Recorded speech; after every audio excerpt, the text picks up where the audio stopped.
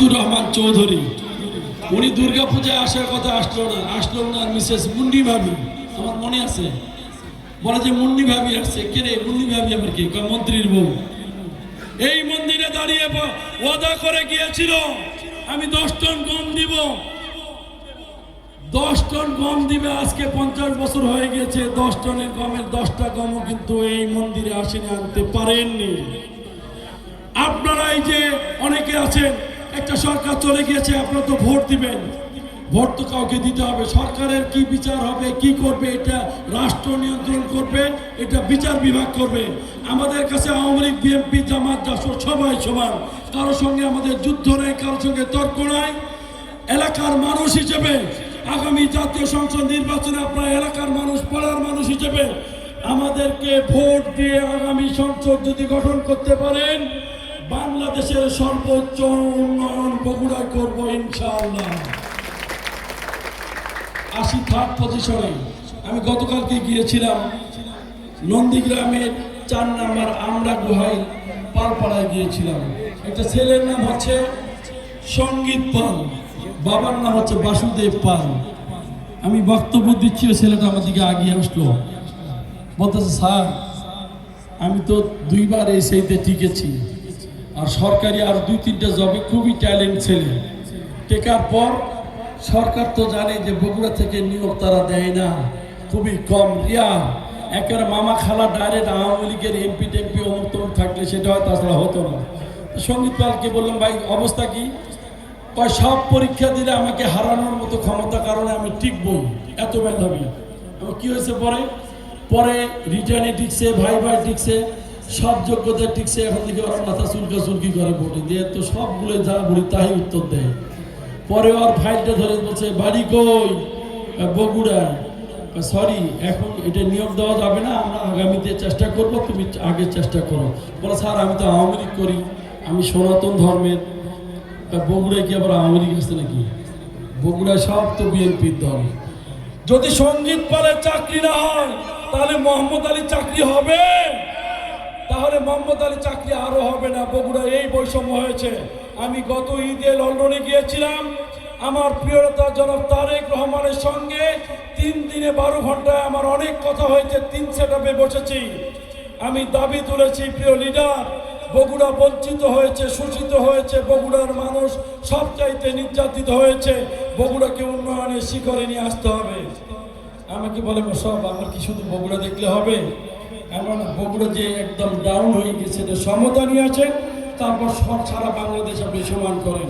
আমি দাবি জানিয়ে এসেছি, এই 15-17 বছরে আমরা হিন্দু, বৌদ্ধ, খ্রিস্টান, মুসলমান যারা চাকরি পায় নাই, ইনশাল্লাহ আগামী দিনে বগুড়া যদি আনসার বাহিনী বিগত সময় শুধু গোপালগঞ্জে 3 আসনে যারা 3টা এমপি নির্বাচিত হয়, বগুড়া কতজন এমপি নির্বাচিত হয়? 7টা এমপি, তাহলে তার ডবলেরও বেশি। যদি 34,000 আনসার যদি সেখানেই নিয়োগ দিতে পারে, ইনশাল্লাহ বগুড়ায় বিএনপি ক্ষমতা গ্রহণ করলে আওয়ামী লীগ, বিএনপি, জামাত, জাসদ দেখবে না। বগুড়ার মিনিমাম 1 লক্ষ মানুষের চাকরির কর্মসংস্থানের এই শিক্ষিত বেকার যুবকদের হবে। আপনাদের কাছে আমার অনুরোধ থাকবে যে বগুড়ার মানুষ বগুড়ার পাশে থাকেন। যদি প্রধানমন্ত্রী সিলেট হতো তাহলে বগুড়ার এই উন্নয়ন হতো।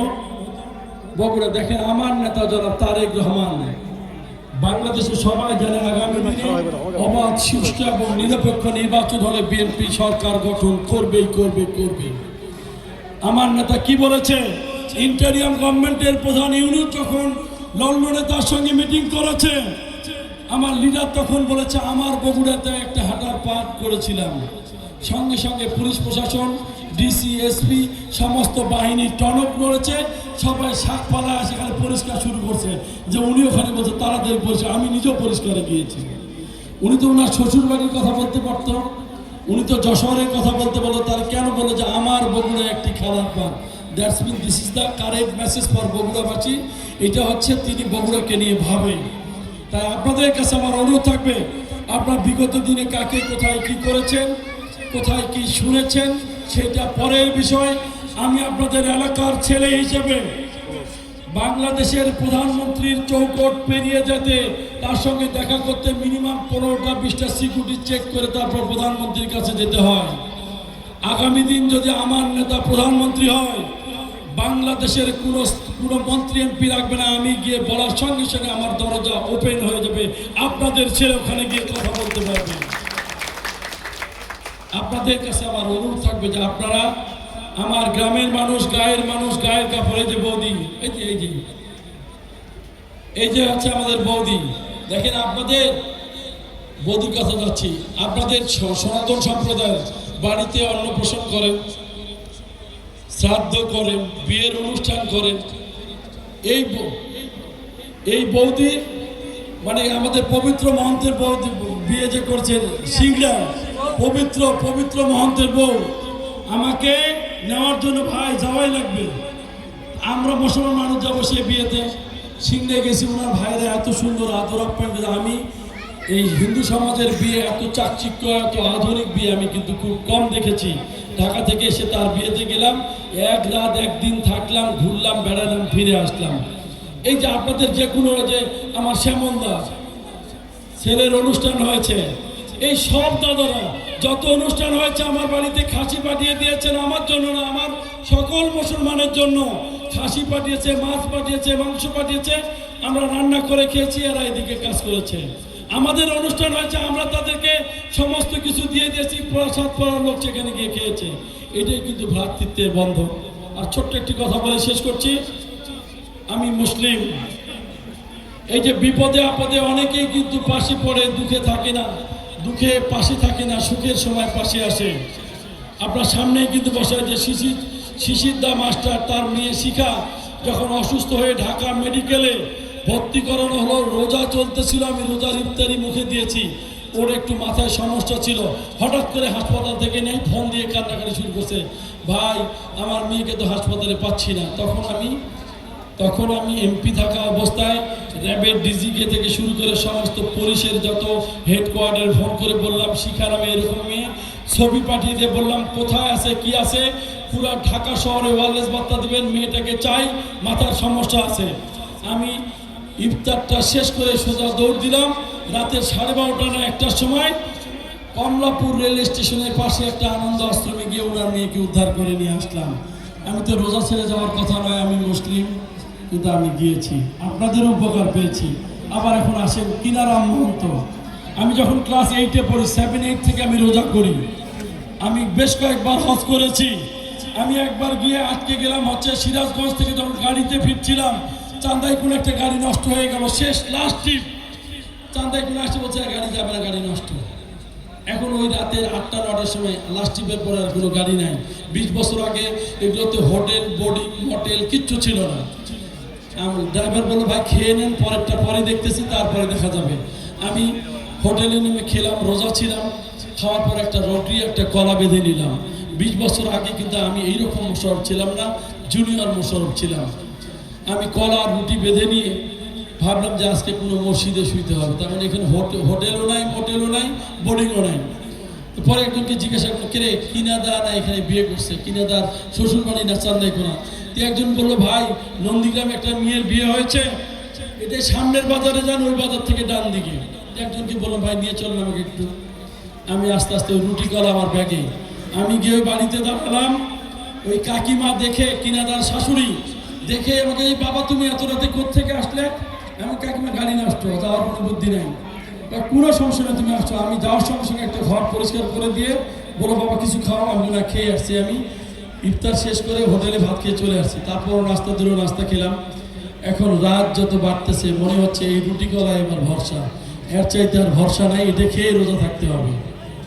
দেখি রাত যখন 4টা, 4:30টার সময় ওই কাকিমা এসে আমার দরজা টক টক টক টক করে নাড়ছে। দেখি যে কাকিমা কি, বাবা তোমার জন্য তো আমি মাছ দিয়ে ভাত রান্না করছি, তুমি এই ভাত খেয়ে রোজা থাকবে। এটাই হচ্ছে হিন্দু মুসলমানের ভ্রাতৃত্বের বন্ধন, আত্মার বন্ধন, আত্মিক বন্ধন। ওই ভাত খেয়ে আমি রোজা থাকলাম, সকালে আমি আমার বাড়িতে চলে আসলাম। এই যে সঞ্জয় ছেলে অসুস্থ হয়ে ঢাকায় গেল 3-4 জনই আমার বাসায়, তখন আমি এমপি হই নাই, তার ছেলে একটা চোখের সমস্যা ছিল, 3-4 জন মানুষের একটা ঘর ছেড়ে দিলাম। তখনও রোজা চলতেছিল, এটা আরও কয়েক বছর আগে পরে। আমি তখন সঙ্গে সঙ্গে সঞ্জয়কে বললাম যে হাঁড়ি পাতিল আছে, তুমি এদিকে রান্না করে খাও, আমি মুসলমান, আমার ঘরে থেকে আমি মুসলমান হিসেবে রোজা পালন করছি।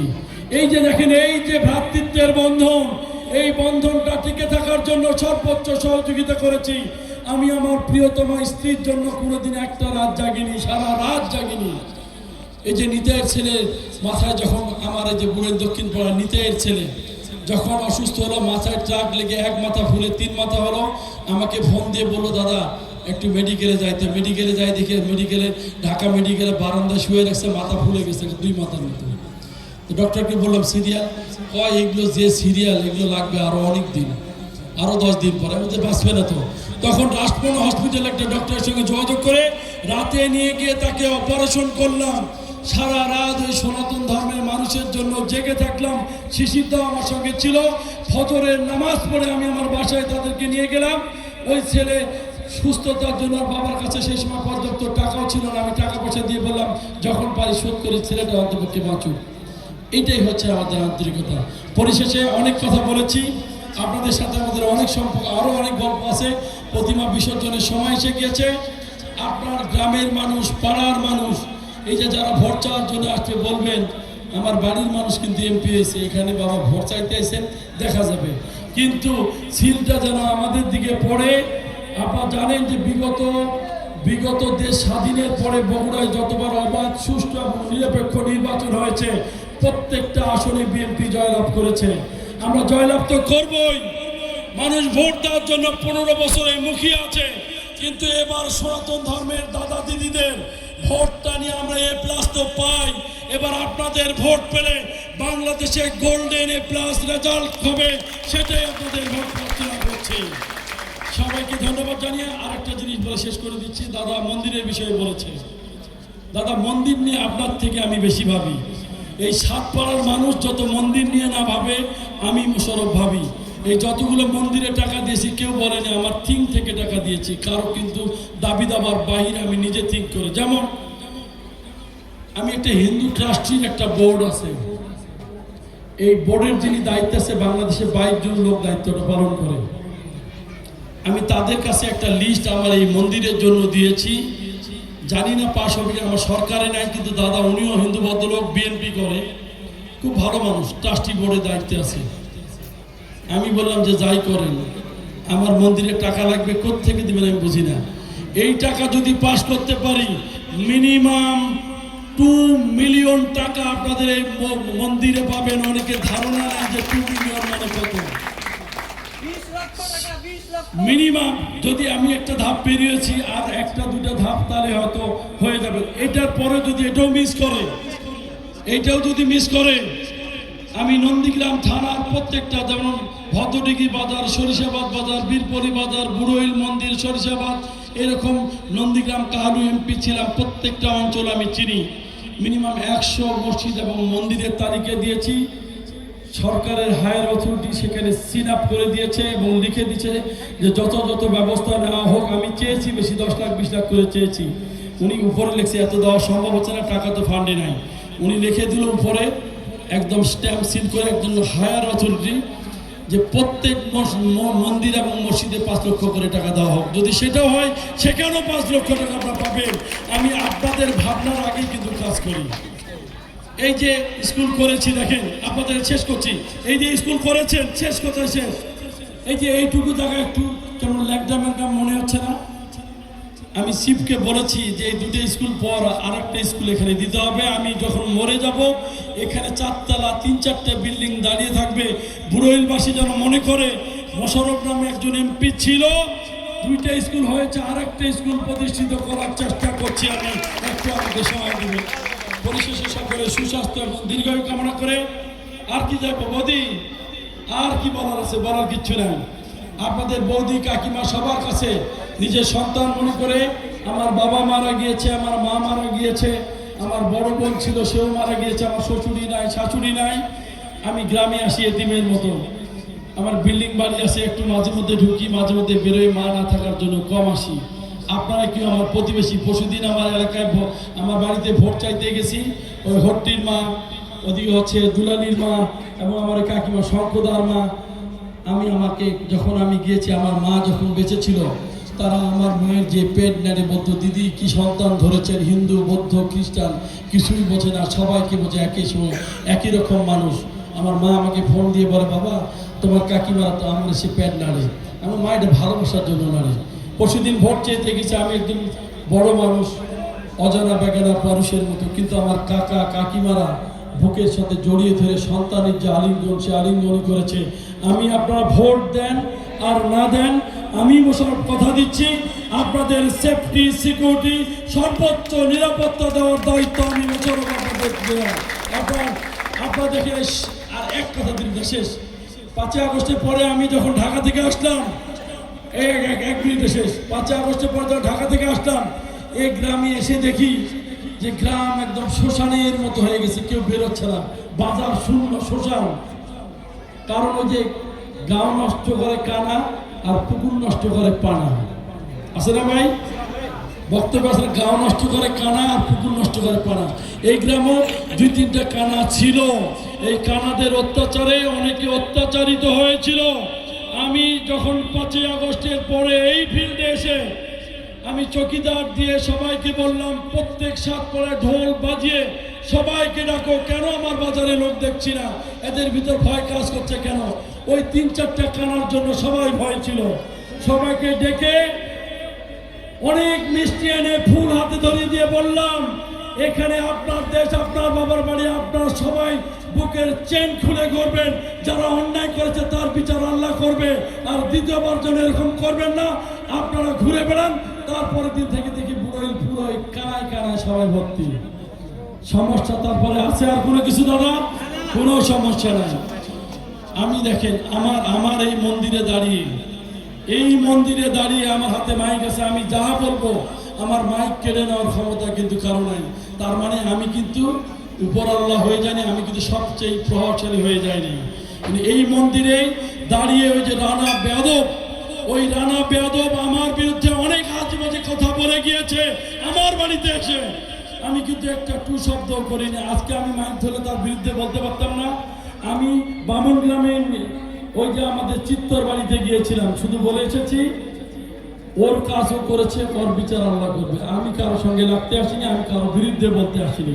আমার হাতে মাইক থেকে আমি সব বলতে পারি, আমাকে আটকানো দিচ্ছি। কিন্তু ওই শিক্ষা আমার দল আমাকে দেয়নি, ওই শিক্ষা আমার পরিবার দেয়নি। হিন্দু মুসলমান ভাই ভাই একসঙ্গে আগামী নির্বাচনে ঐক্যবদ্ধভাবে ধানের শীষে ভোট করে সবার সহযোগিতা চাই। সবাইকে শারদীয় শুভেচ্ছা। আজকে মন্দিরে এসেছিলাম, আমি এমপি নাই, তারপরও দেখেন অনেকে ভোটের সময় হাত তোলে, আমি এমপি হব, ভোট দিয়ে।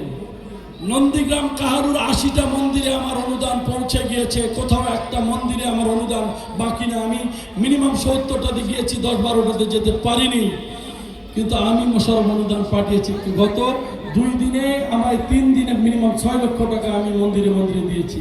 আর যারা এমপি হতে চায় 5ই আগস্টের পরে এসেছে, তারা এমপি হবে। আসনা দুর্গা মন্দিরে আসনা 10টা মানুষের পাশে, এরা টাকা খরচ করবে না, প্যানিক সৃষ্টি করবে। এই প্যানিক এবং গুজবকারী থেকে দূরে থাকবেন। আমি আপনার গ্রামের ছেলে, বাড়ির ছেলে, গায়ের কাপড়, আগামী দিনে আমি আপনাদের সহযোগিতা চাই। আজকে এই মন্দিরে এসেছিলাম, আমার ব্যক্তিগত তরফ থেকে 10,000 টাকার অনুদান দিচ্ছি। সবাই ভালো থাকবেন, সুস্থ থাকবেন, সবাইকে শারদীয় শুভেচ্ছা।